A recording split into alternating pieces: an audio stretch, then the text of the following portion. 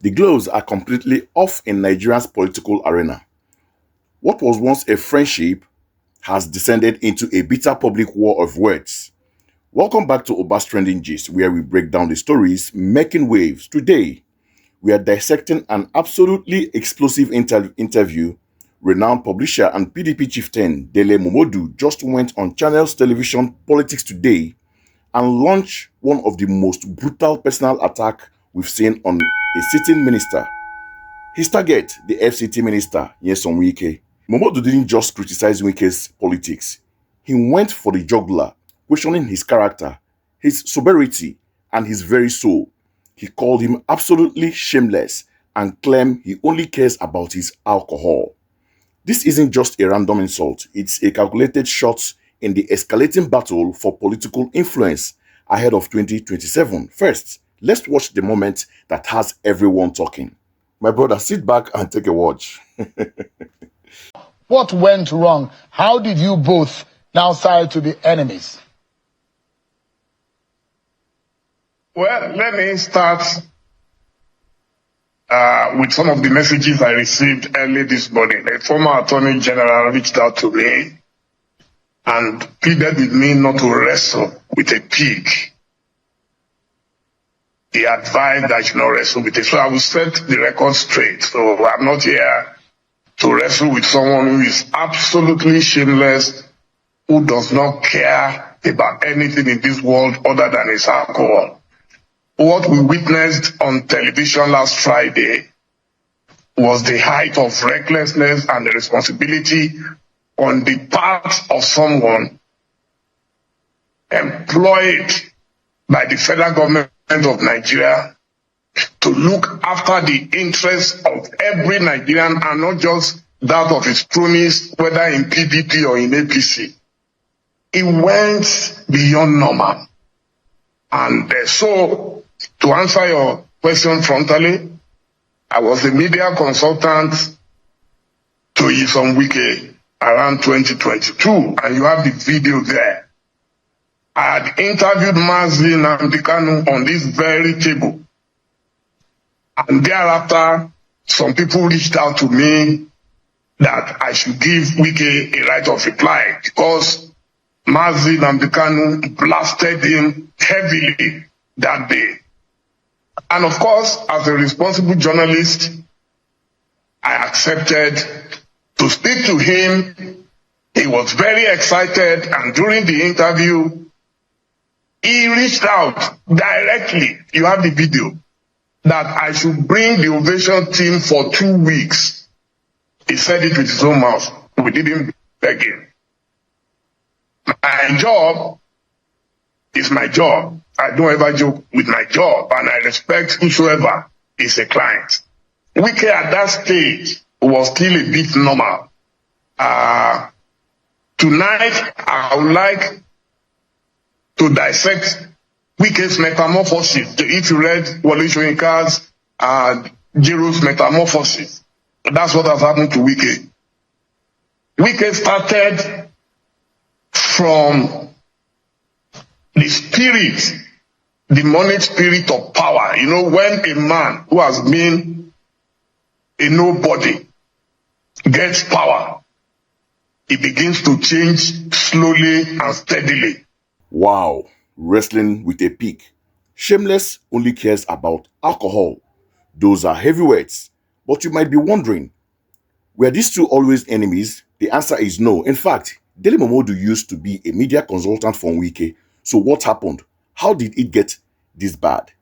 In this next clip, Momodu explained their past relationship as described what he calls Wike's metamorphosis, a dangerous transformation he believes was caused by his intoxicating effect of power. He even referenced the great writer Wole Soyinka. Sit back and take a watch. So what I saw on display last Friday on your show showed a man who was absolutely soaked in esoteric spirits. A man who was on a different planet. He was no longer on our planet. Yes! Yes! Yes! I said it. Yes! My appeal to President Bola Tinubu is that no matter what you are expecting to gain from Wike in 2027, Wike is not the kind of character you should promote. He's not the kind of young man who should hijack our common patrimony. So, as I said, he brought us into Port Harcourt. He took us everywhere. You can see, he even gave me his Mercedes, his Maybach, his everything. I could do no wrong. When he could not face Nnamdi Kanu's guys in, Oyigbo. Do you know, I was the one who went in there as a journalist to talk to the people live. You can see him. He took me personally around the hospital he was building in the State House. I wish we had the voice. Then you would have seen the way he was introducing me, the great journalist, the great this, the great that. That's Wike for you. When Wike needs you, when Wike needed Dr. Odili, he was very meek. When he needed the impatient Jonathan, he was very meek. If Wike needs you, he will do anything in this life. You can see me sitting down in front of him. That is his car. He told them to remove the flag. That was his official car. I appreciated him for it because he was telling me how he used to watch me and his boss, Amici, in those days, flying helicopter. And I think the only time I flew an helicopter in Rivers was when we went for the funeral of then Vice President Goodluck Jonathan in Otuoke. So we had to take an helicopter to go there, Wale Babalaki. I think Iyabo Obasanjo was on that flight with us. So he's been watching us for a long time. And sometimes, again, referring to pedagogy of the oppressed man, according to Paulo Freire, has only one dream in life, to become an oppressor. So when an oppressed man becomes an oppressor, he will go all out. Yeah.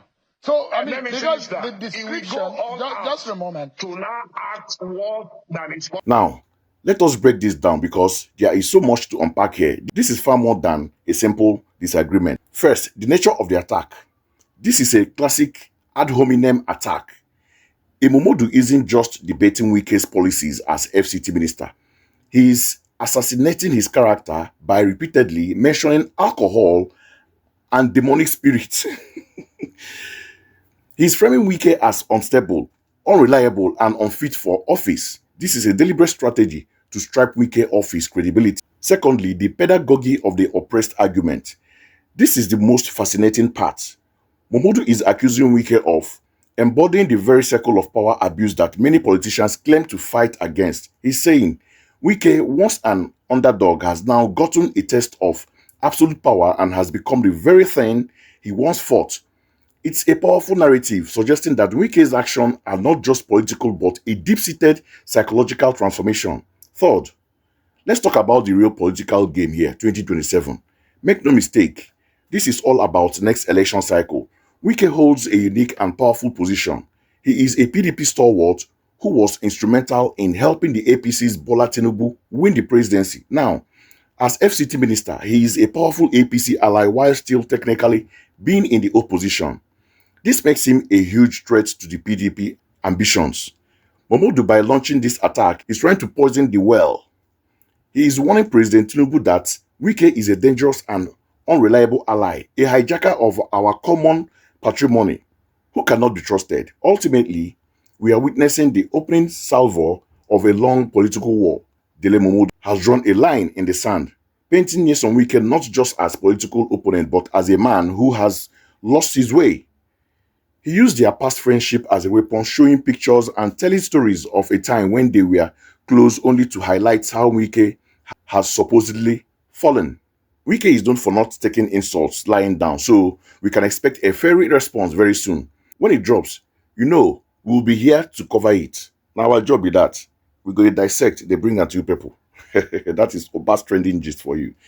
But what do you think? Is Dele Momodu speaking truth to power about a dangerous metamorphosis, or is it this simple, a bitter personal attack from a political rival who feels betrayed? Let me know your thoughts down in the comments. I read every single one. And if you want to stay on top of the trending stories in Nigerian politics, make sure you hit that like button, subscribe to Obas Trending Gist, and ring that notification bell so you never miss an update. Until next time, stay informed.